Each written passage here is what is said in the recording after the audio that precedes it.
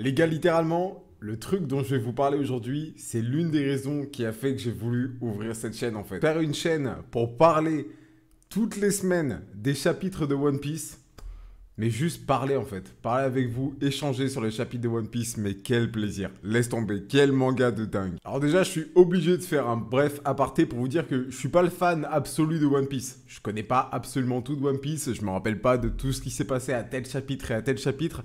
Donc c'est possible que des fois dans les chapitres, je vois des choses qui me paraissent à moi non cohérentes, pardon, pour vous, mais pour vous, le seraient éventuellement. C'est à noter, mais je suis juste un mec qui kiffe One Piece, j'aime beaucoup l'œuvre, aussi bien l'animé que le manga, et pour moi c'est un plaisir d'en parler avec vous. Et donc aujourd'hui dans cette vidéo, on va aller parler de ce chapitre 1024 de One Piece. Ah, masterclass sur masterclass le chapitre. Alors déjà, on a commencé tranquillement avec le chapitre 1024, disponible sur Scantrad. On a Usopp en introduction de chapitre et laisse tomber. J'ai lu, je lis vraiment case par case en prenant mon temps. Et là au début, je fais, non mais attends, qu'est-ce qui se passe? Je comprends pas. En gros, t'as Usopp qui est là, avec tout le monde autour, qui est couché par un Haki des rois. Et tu fais, non mais c'est quoi ce délire? Et heureusement après, t'as la justification, c'est qu'en fait, on a le résidu de Haki des rois de Big Mom qui est en train de se battre au même étage, qui a séché en fait tout le monde à l'étage. Néanmoins, il faut savoir une chose, c'est que Usopp fait genre que c'est son Haki des rois. Et du coup les gars, vous savez ce que ça veut dire. Quand Usopp il ment, vous savez ce que ça veut dire. Vous le savez aussi bien que moi j'y ai pensé directement. Quand j'ai vu Usopp mentir sur ça, je me suis dit non, non. Mais du coup, peut-être. Dites-moi ce que vous en pensez dans l'espace commentaire, mais peut-être en vrai. Peut-être que c'est un mensonge prémonitoire. La suite du chapitre nous présente un petit peu la situation à tous les étages différents, avec notamment le feu qui est en train de prendre place littéralement, et on se rend bien compte que ça commence à devenir chaud, sans mauvais jeu de mots, dans l'antre du château, tout simplement parce que c'est un bordel en fait. Il y en a partout du feu, c'est en train de se propager, et justement, Franky le fait bien savoir, il va falloir se tailler rapidement du château. Il est au téléphone avec Nami, si je dis pas de bêtises à ce moment-là, enfin au téléphone, vous avez capté, l'escargophone, et en gros il fait savoir que bah il y a tout le monde qui est en train de se barrer, je crois que c'est du deuxième étage parce qu'il y a le feu qui est en train de se répandre, et du coup on a également le point de vue de Jinbei qui est au troisième étage du château si je dis pas de bêtises, et Jinbei qui se pose la question suivante. Mais qui est au dernier étage en train de retenir Kaido? Et du coup, la transition, elle est toute trouvée. Elle est toute simple, mais elle est toute trouvée. On retourne sur le combat Yamato contre Kaido. Donc Yamato dans la forme Zoan mythique du loup japonais, un espèce de loup japonais. Je me rappelle vraiment pas de la prononciation, les gars, de l'appellation de ce Zoan mythique.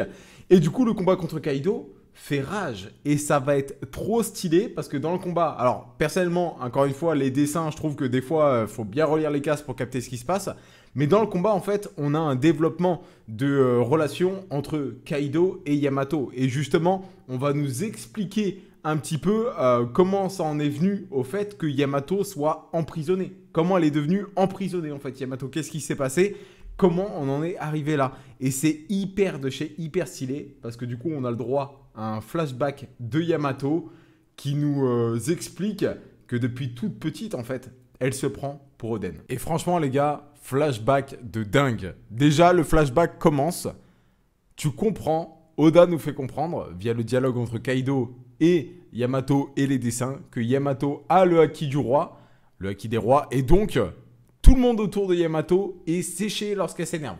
Tu connais, haki des rois, avec la bouche mousseuse. Donc il y a beaucoup de haki des rois, hein, mine de rien, dans ce chapitre, puisqu'au tout début, il y en a, et là, il y en a encore ici avec le flashback de Yamato. Bon, en gros, on nous fait comprendre que dès le début, depuis toute petite, c'est pas d'aujourd'hui, Yamato adore Oden. Elle adore tellement Oden qu'elle se prend, en fait, pour Oden. Elle dit « je suis Oden ». Mais comme quand toi, quelque part, quand t'es un enfant, tu peux dire, ouais, je suis Sangoku, je suis Cristiano Ronaldo, tu vois, c'est la même chose. Et bien là, en mode, je suis Oden parce qu'elle l'adore. Très certainement qu'elle adore les valeurs de Oden, et on va savoir pourquoi. Plus tard, on va comprendre pourquoi. Plus tard dans ce chapitre, pourquoi elle aime autant Oden aussi.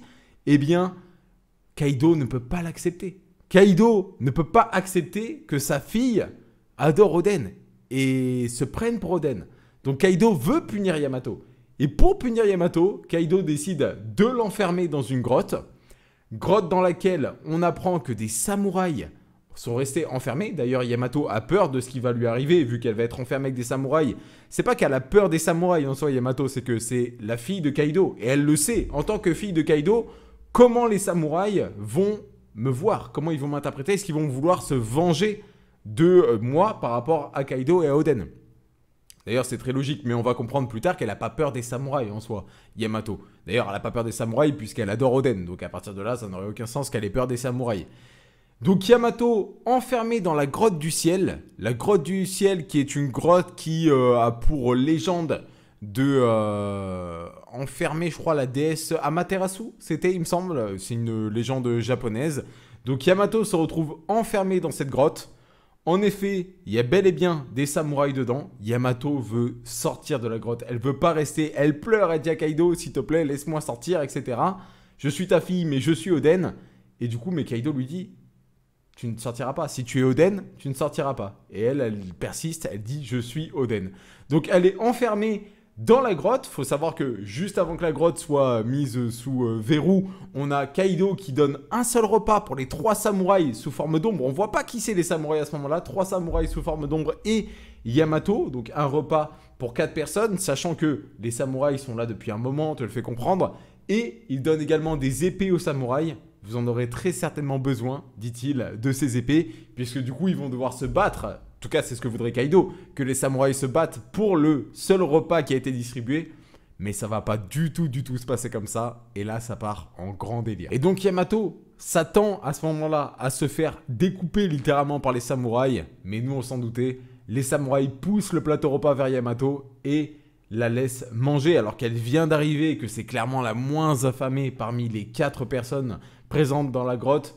Ce sont des samouraïs et bien sûr, comme ils le disent, ils ne ressentent pas la faim.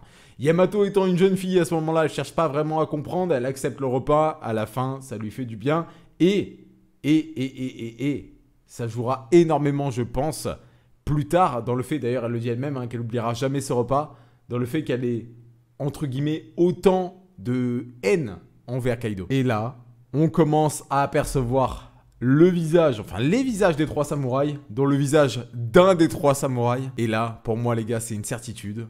Nous avons le père de Zoro enfermé dans la grotte. Ah ben c'était sûr quand on a vu le visage, j'en étais sûr dès que tu commences à voir le visage. Le père de Zoro enfermé dans la grotte. Ushimura, je crois plutôt. Ushimura enfermé dans cette grotte, si je ne dis pas de bêtises. Alors, on ne sait pas si c'est lui. On n'a pas de confirmation que ça soit lui, mais il ressemble franchement à Zoro. Déjà, pour commencer, on nous a parlé de lui quelques chapitres avant, descendant de Ryuma. C'est très frais qu'on nous parle de lui. Et en plus de ça, il a le symbole de la famille dans le dos. Donc pour moi, c'est Ushimura ici, les gars, il n'y a aucun doute. C'est lui, pour moi, très clairement. Après, peut-être que c'est un maxi troll de Oda, c'est possible, mais pour moi, c'est lui, littéralement. Et en plus, élément de confirmation, entre guillemets, lorsque Yamato demande le nom de ce samouraï et de ces samouraïs qui l'ont sauvé, qui lui ont donné ce repas, tout simplement, il va dire « Je m'appelle, tu n'as pas besoin de savoir mon nom puisque je suis un samouraï qui a perdu le combat. Donc tu m'appelleras un tel, tout simplement. » Donc on nous montre bien le fait qu'on ne veut pas nous donner le nom parce que sinon, bah, forcément, on a la réponse, c'est le père de Zoro. Enfin, oui et non, mais sans doute très très fort. Et là, du coup, on a encore plus de suspense. Mais pour moi, c'est lui, c'est le père de Zoro, les gars. Il lui ressemble trop. J'en suis quasiment sûr. Dites-moi ce que vous en pensez dans l'espace commentaire. Mais du coup, c'est vrai que c'est un énorme reveal si c'est la première fois qu'on voit vraiment le père de Zoro dans le flashback ici. Et après, clou du spectacle, Yamato sort le livre de Oden, tout simplement. Et donc, les samouraïs vont accompagner de Yamato lire le livre d'Oden. Donc, d'ailleurs, c'est pour ça que Yamato, elle aime autant Oden, je pense aussi. C'est parce qu'elle a ce livre en sa possession. Donc, forcément, elle a pu lire les aventures du personnage. Et par conséquent, les samouraïs décident de non, ça va pas se passer comme ça.